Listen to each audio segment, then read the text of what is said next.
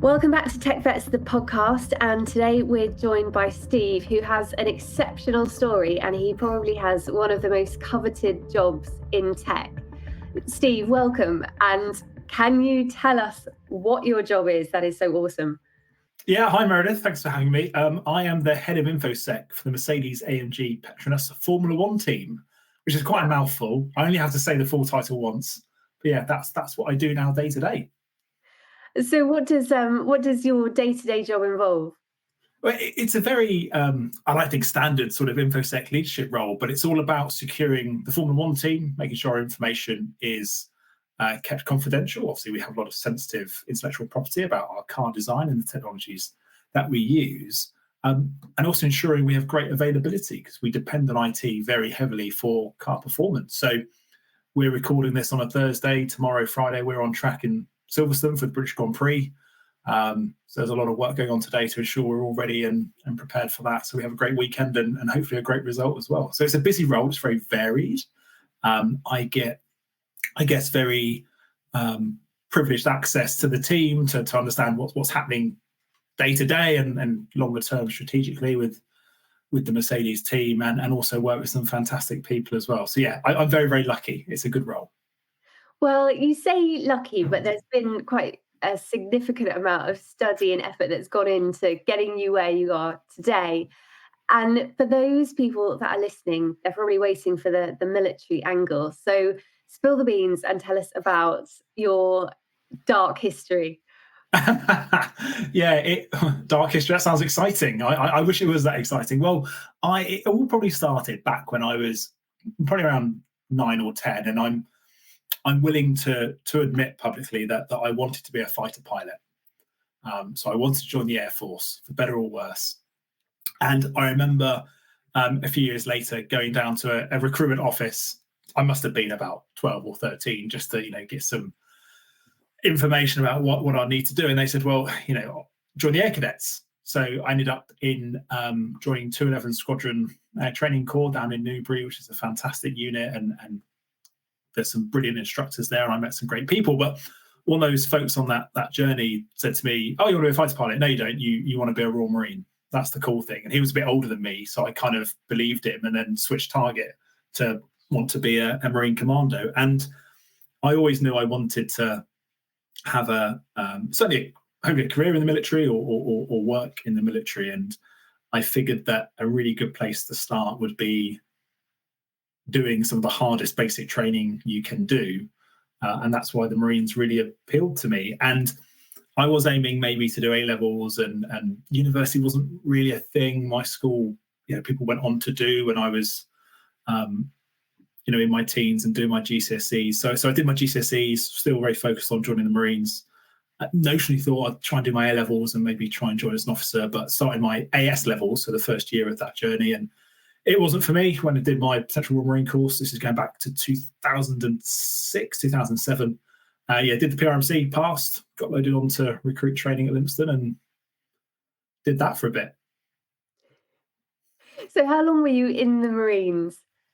Almost 5 years. So I joined in 2007, did recruit training, went to 4-2 Commando, deployed on Herrick 9, so did an Afghan tour as a general duties as a GD Marine, so based mostly in Helmand province.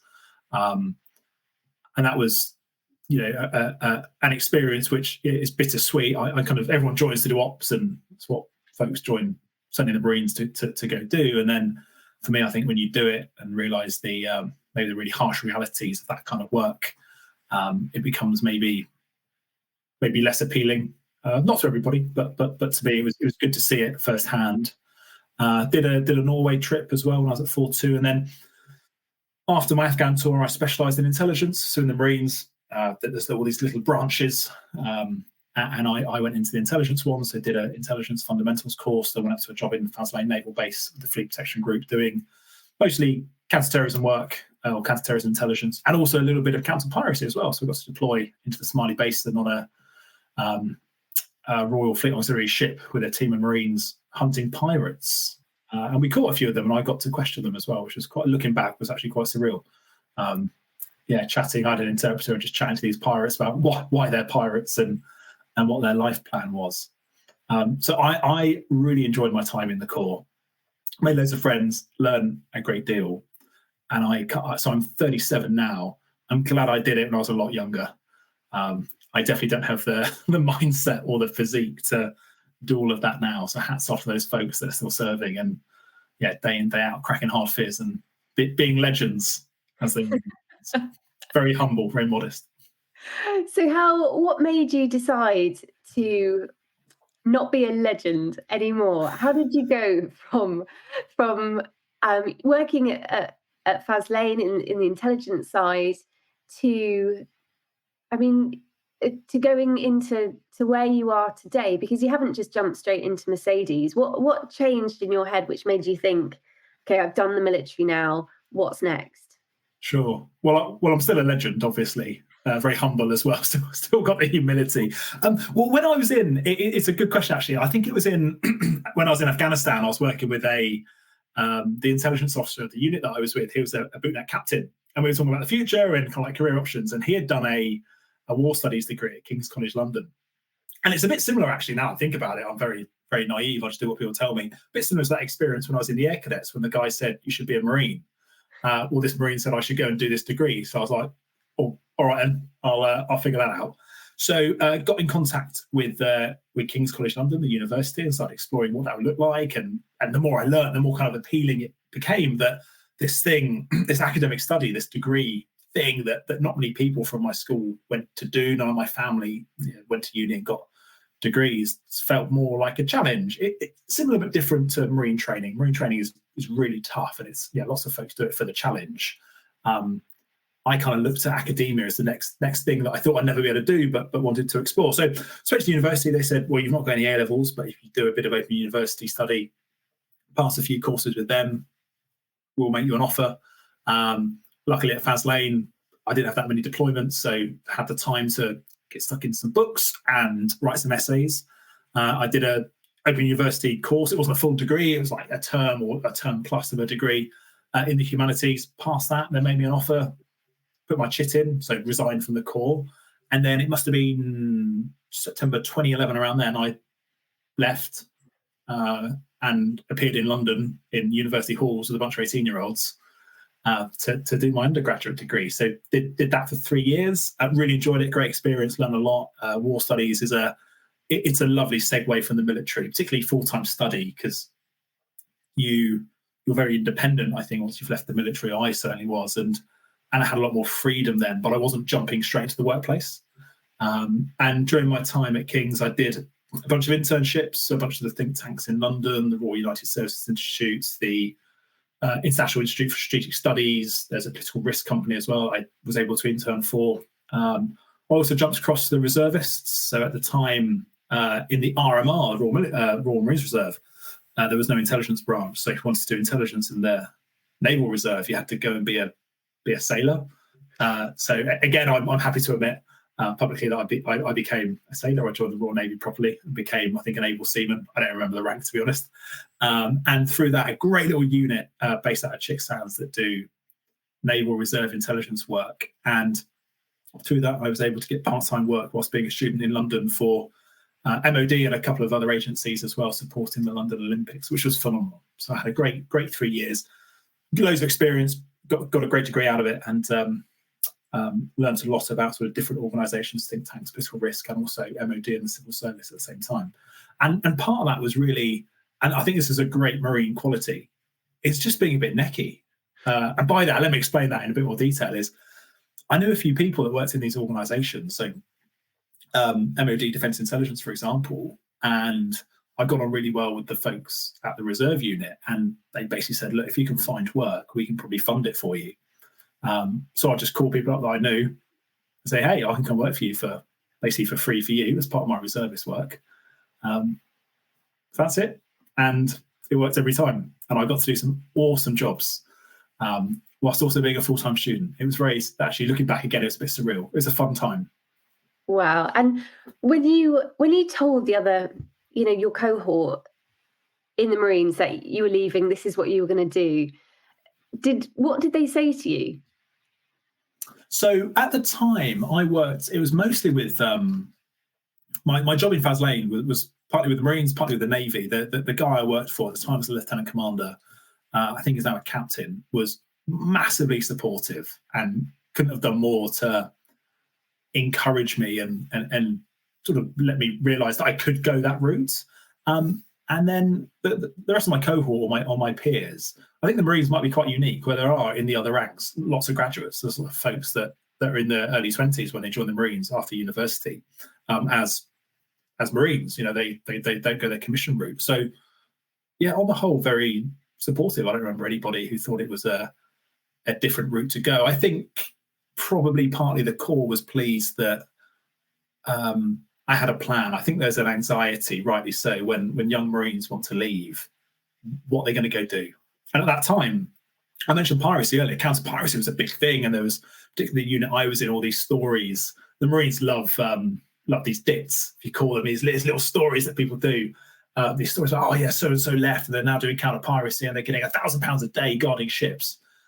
So lots of folks are trying to leave to join that. The reality being it wasn't £1,000 a day, it was a lot less than that. And obviously it didn't last for long because we won, we solved piracy. And I think they were just pleased that I was off to do something that was a bit more structured and also was I guess a really positive bit of development, personal development to go do. When you'd done the internships and you'd got a better understanding of the job market and what you wanted to do, what was your next step? Did you always have in your mind that you were going to work for Formula One or something that you had a passion for, or did you just kind of take what was out there? Did you have a plan when it came to looking for that stable first, second permanent job? Yeah, I think I probably did. And I think when I was still in the Marines, part of the drive for university wasn't just the challenge, it was potentially to go and join the civil service. So I'd worked with lots of civil servants. I thought it was quite a sort of appealing career route to go down.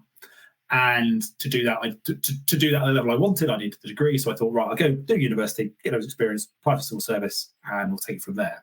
So my plan A was always that route, in the civil service fast stream. And then I kind of had a plan B of, well, I'll just find an intelligence job somewhere maybe, or something of that nature. And I never thought, particularly when I was at uni or in the Marines, I've always been quite technical. I can use computers. I've not been a developer or a coder or anything of that nature, but I've always been, I guess, kind of into it. And I never thought I'd go into cyber security or information security. But it was probably my final year of my degree. I went for the civil service fast stream selection, failed because it's really competitive. And that was quite grounding for me. Plan B wasn't that big in my kind of thought pattern. So that was quite, I guess, a useful bit of advice for folks is, have those plans A's and those plan B's and those contingencies, because what you want to do might not pan out the way you want it to, and that's okay. I've had a fantastic journey and really pleased with it. Or the other factor may be, if your plan A, if your heart is set on joining a particular organisation, let's say the Home Office, for instance, and I give this advice to people if I do any mentoring, is if that's really where you want to be, the result is you want to get there, not you want to get there first time or second time or third time. That's what you want to do. You want to get that, you want to set that, meet those conditions and get that role. It's something they said to us a lot during commando training when I saw people get injured and back trooped. That's obviously emotionally quite difficult. The advice to those people was always, you're at Lympstone to pass the commando course and get your green beret. You're not here to get it first time, second time. It's to do it eventually. So I'm glad I had that bit of a plan B. I wish I'd kind of prepared a bit more, maybe, of what that could have looked like. But luckily, I've done so much on the internship side at uni. Obviously, I was a little bit more mature. Is probably very generous. I had a few more years, maybe, on kind of my peers. In some cases, pretty more immature, to be honest, which I don't regret. That was probably just a bit of an edge. Think, right, that plan A's not worked out. Okay, what else is out there? And that is how I ended up falling into cybersecurity. What training did you have to do? Because you clearly had the intelligence and analysis skills, firmly honed, but making the leap into cyber, what resources did you use, or how did you get the qualifications even to get a foot in the door? Well, I the first job I got out of uni was with a cybersecurity intelligence company, so doing cyber threat intelligence. So a lot of that was based on my Intel background. But I remember at the time using things like immersive labs with tech vets, so being very hands-on. And I'll probably go in maybe later on into the history of how I got from being a threat intel guy at a startup in London to working for where I do now. But back then, I remember thinking, this is a totally new area for me. I was sort of mid-late 20s, fairly ambitious, and the importance of knowing how the enemy operate. So that's going back to the Marines. Everyone joins arguably the entire military or the army, and they're a soldier first, and all these things. In the Marines, I mentioned earlier, everyone's the general duties Marine. Usually for a couple of years, you do all the same basic training and do the same job. Usually, for about a 2-year period. So you understand like weapon systems, small unit tactics, fieldcraft, all those good things very, very well. And it struck me joining cybersecurity and InfoSecurity that there were people out there that knew firewalls and antivirus really well, but didn't have any clue of actually what the enemy did and how they did it. So I spent a lot of time in those early years in that part of my career learning exactly that, what hackers do and how they do it. And to lots of people, it's still magic. They just haven't had the time to really get involved and understand how it works. But I did a number of courses over probably a 5-10 year period of, I mentioned immersive labs. I did Security Plus, which is a CompTIA course. That's a 3-year course, 3-day course. Sort of introduction to security and a bit of networking. The SANS Institute, who do cybersecurity training, I was very lucky to do one of their courses. They're very expensive, but I did their ethical hacking incident response course, which is a 6-day course in London. Then you do an exam as well. And then I did 3 other courses, and this is where being a Necky Marine came quite handy as well, where they're very expensive, so most companies won't fund you to do one. I think they're about £7,000 a pop at the moment. But they have a scheme called Work Study, where I think that the fee is about a quarter or a third of the normal fee, but you go there a couple of days early and you stay a day late, and you basically help run the course, but just doing the admin. So like setting up classrooms, getting the instructor a latte, kind of dog's body type work, which I had absolutely no problem with, because you still get the training, you still get all the materials, you get the exam, you get to see all the lectures, you get to get all the real benefits. So I did that 3 times.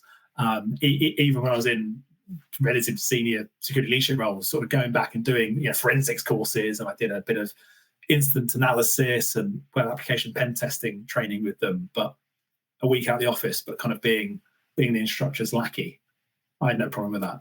It was good for the training benefit. So I did all of those.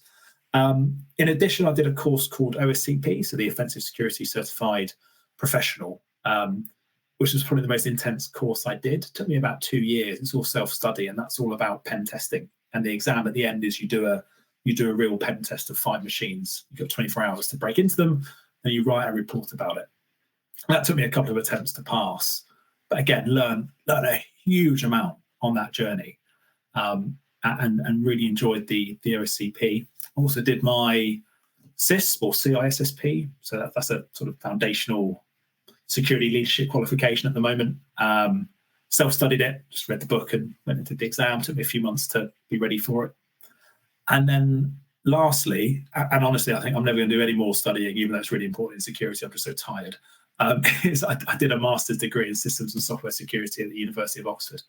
So that was part-time over 4 years. Again, an incredible experience. Rewinding all the way back, I never thought, I didn't even get AS levels. I never thought I'd get a uni, and now I've got a degree from King's and a degree from Oxford as well, a master's degree from Oxford. Learned a huge amount on that. I was very privileged to be able to do it, and also have employers that supported it, and were enablers to do it. And at the start of that journey, I thought, maybe I'll do a PhD at the end of this. I'm absolutely not doing that. It's really important to keep learning, but I just need a break. I need a break for a while. Much of a life. I mean, doing all of this. No, that's pretty intense. I did it at a great time. So I've got a young family now. I've got a 19-month-old son. And obviously changes your perspective, particularly your time availability. But I was really pleased to have the opportunities. Again, I was lucky, but you make your own luck to some extent. Being based in London helped facilitate a lot of that, because a lot of the training and the opportunity job-wise were London based, it's really easy for me to move roles. So my first role was, I mentioned the cybersecurity startup, a company called Digital Shadows, lovely little company. I then went across to Nationwide Building Society for a couple of years. Brilliant team there, had a fantastic boss. Again, very supportive. Really quite inspiring, actually. It was a ex-Incore guy. Let's not hold that against him. He was still a really good person to work for. I then went from Nationwide to Transport for London, spent a bit of time at a challenger bank, and then over to another finance job at an interdealer broker for a couple of years in the city. And then it's a pretty good few years ago now, I saw this job for Mercedes F1 advertised. I thought, that's my dream job. There's no way I would ever be a candidate for that. Genuinely, they're going to want some super experienced ex-colonel, cybersecurity, megastar. And I applied anyway and visited the factory, met a bunch of people, had a really, really good time, great conversations. And then I was merrily living in East London with my wife. Everything was great. And then they called up and said, would you like to come work for us? We're based in Northamptonshire and we don't really do remote work. And do you want to come and play with F1 cars? And I said, yeah, that's cool. So I did that. And here I am. Oh my goodness. What was the interview process like? Because there must have been hundreds of people apply for that job, surely. Evidently not, because I got it. Yeah, that's been a very low bar. So it started with a telephone interview or a video interview with the IT director and one of the other members of the IT leadership team. And I think one of the I've got a lot better with age. I've always had imposter syndrome. I don't think I'm qualified for really anything I do, and probably lots of the people that work with me are listening to this thinking, yes, you're not. So I always go into these quite nervous. But because this job, I thought I'm not going to get it, and I think I'm probably okay qualified, but let's go have a chat with these nice people. The first telephone interview or video interview was a great conversation with two really, really good people, and I really enjoyed that and left very relaxed and thought, well, I've talked about what I do. I've also been very lucky that the roles I'd done previously in finance, the standard for security in finance is very high. The bar is, as you expect, protecting financial markets and banks, etc. There's a lot of security work that goes on. So I hadn't really realized it at the time, but I'd obviously learned or had some fantastic experiences and got some brilliant competencies in the time that I was working in these roles before. So I had the telephone interview and then was invited to a selection centre at Brackley at the Mercedes factory with other candidates for the role as well, which was a fun experience, and gave a presentation. Yeah, I knew a couple of them as well. It's like, oh, hey. Say again? How many people were at that selection? So there was 3 of us at that one, and I think they did another day where there were another 4 candidates. So they shortlisted about 8. I don't know the overall candidate number, but there's a HR interview, a presentation, a factory tour, and a kind of meet and greet with a few people. And again, because I just turned up, being like, this is great. I'll go into this factory, amazing. I've always wanted to see inside, and I've been a fan of the team and the sport for a really, really long time. And things kind of came together, and that went really well. And then they called me and said, would you mind coming back to meet the chief operating officer and the chief financial officer? So I was like, sure, I'll come back to Brackley. I've got nothing going on. And it went, again, that conversation went quite well. And I remember I was in the office in my old job, and I remember chatting to a friend saying, I'm at the end of this process with Mercedes, and I don't think I'll take the role because I'm living in London. My wife, we live in East London together, and if I got the role, I'd have to move to Northamptonshire, and it'd be a big change. And I just don't think it's really for me. And I remember the HR rep who led the process. She's absolutely lovely. She called me and said, how do you think it went? And as soon as she said that, I knew, sugar, I've got the job. Because I was really hoping I wouldn't, because then I wouldn't have to turn it down. And as soon as she said, how do you think it went? I thought, well, clearly quite well, because I'm having this conversation. Anyway, I remember sitting down with a really good mate of mine, oddly ex-Incore. Again, I don't know if I should attract these people. He's all right. He's not a bad guy. And I explained it to him, and he said, are you crazy? What an amazing opportunity. So I thought, yep, fair point. Accepted it. Had about a 6-month notice period at my previous role, where I was head of InfoSec for an interdealer broker in the city in London in finance. And then we rented a cottage near here and then bought a house. Our son arrived as well. And now I live in the countryside and run security for the Formula One team. Yeah, I know. It's always like a movie with a happy lovely. It's Yeah. a wonderful story of lifelong learning. Do you think when you had your interviews, do you think your military experience helped and set you apart from those other 8 individuals you'd been shortlisted with? I like to think it did. I think just off the bat, it gives you credibility, or certainly gives people a sense that you meet a particular standard, particularly the Marines. It's got a fantastic reputation. I think that applies to lots of different parts of the military, by the way. I'm not saying it's just the Marines, but that straight away is quite a strong profile. It shows you've got, well, I think anyway, you've got something about you, you've got dedication, you've got a bit of intelligence, you've got a sense of urgency. I think it helps in my area in security because I've been to war. I've done counterinsurgency operations. I've been involved in counterterrorism. I've been involved in high threat environments. So in comparison, cybersecurity, where thankfully, and this is changing, but thankfully not many people really get injured in that space. It's very, very rare. You can take those learnings from being on operations and being in the military and apply them. I think, in addition, a lot of the intelligence training I did was giving briefings. So it was consuming a lot of information, distilling that in a very digestible way in a verbal briefing. And part of the selection criteria for this, and indeed actually many roles that I've done or interviews that I've done have been give a presentation. I've always been, from my training and experience in the military, okay doing that. Dare I say good doing it, okay doing it. And I think that helped as well. And indeed, I think the team where I am now, they were looking for somebody that can really get stuck in and make an impact. And maybe this isn't unique from the military, but I don't know many military people that like to maybe sit back and write policies and standards and just tell other people to do all the work, which is quite a common pattern in security. It's not right, it's not wrong, it's just a way to do things. My approach is very much, I'm going to find some problems and help people fix them. If they can't fix them, I'm going to go fix them myself, because there's a really bad threat out there and we want to defend ourselves against it. So I think it did help. It's a great question. I'm going to ask my boss. He'll probably express a lot of regret he ever hired me and say it never mattered anyway. But hey, that's too late. What advice would you give to say there's a 4 or 5 year Marine who's listening to this, who's just signed off, who's thinking about cybersecurity, and the landscape's changed since you did your training. If you were to give advice to someone now about the area of cybersecurity to focus on for kind of future-proofing their employability, what area or areas would that be? For me, it would always be the offensive security side. So the pen testing, the red teaming, that whole, not just what do hackers do, but how do they do it?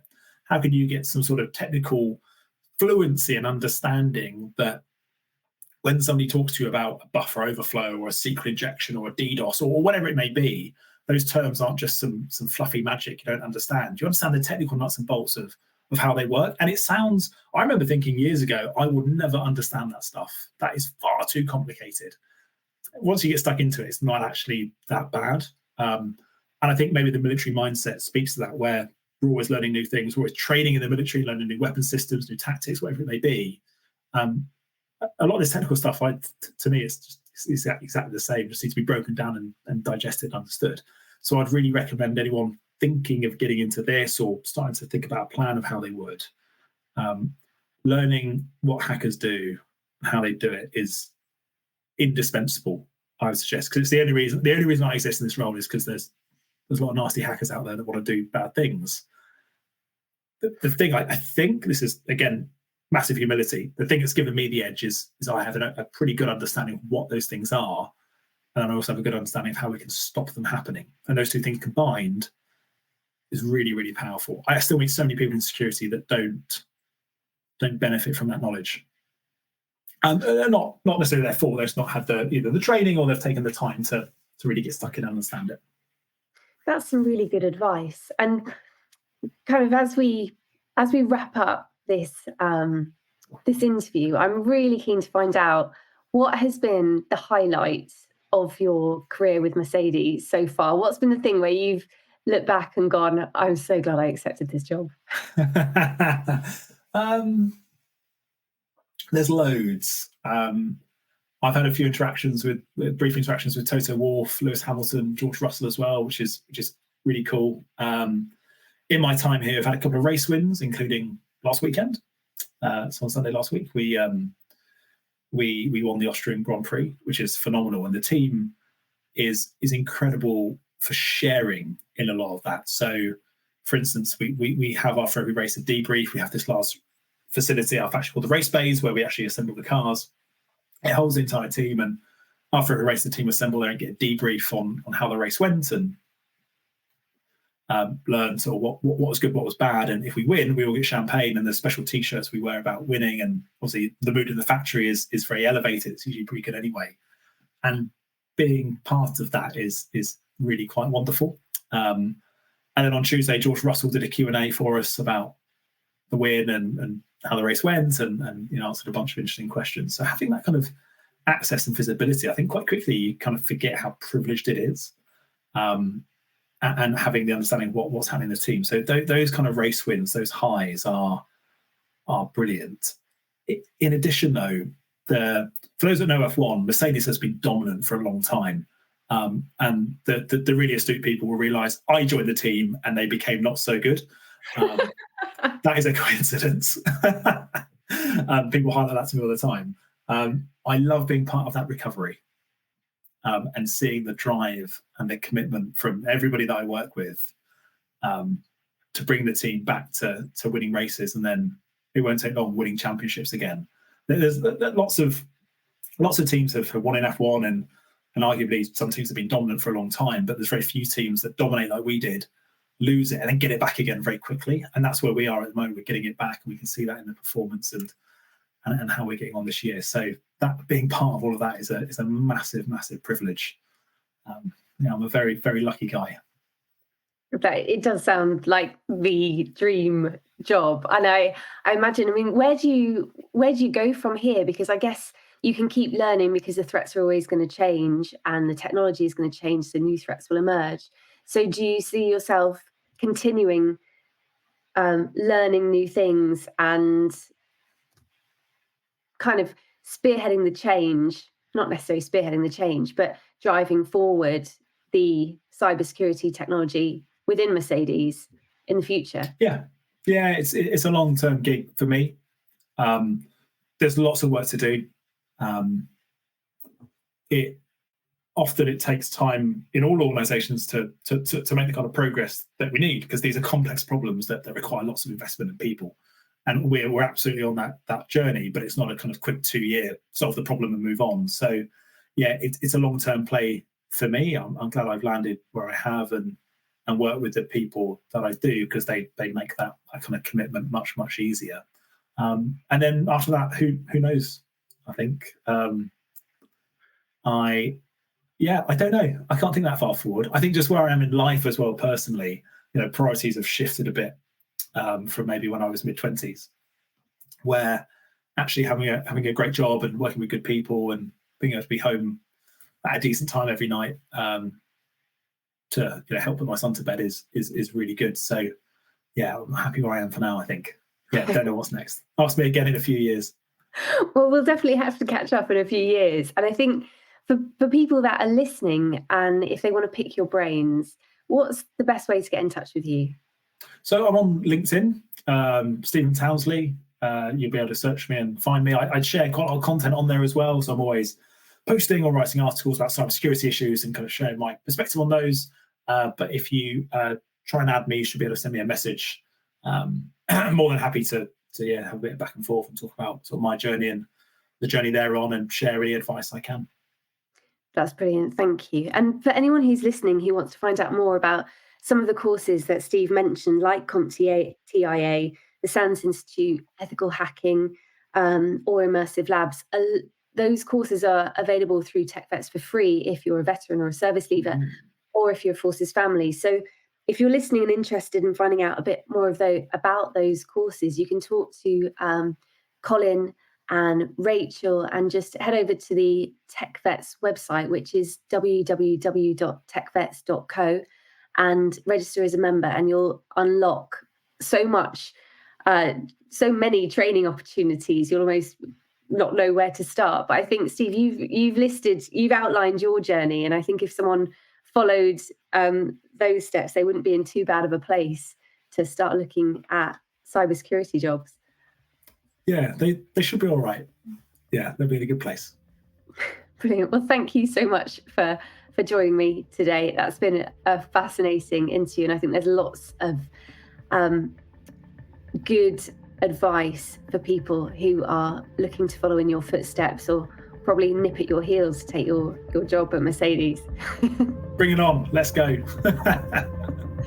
Thank you so much. Thanks, Meredith. Cheers.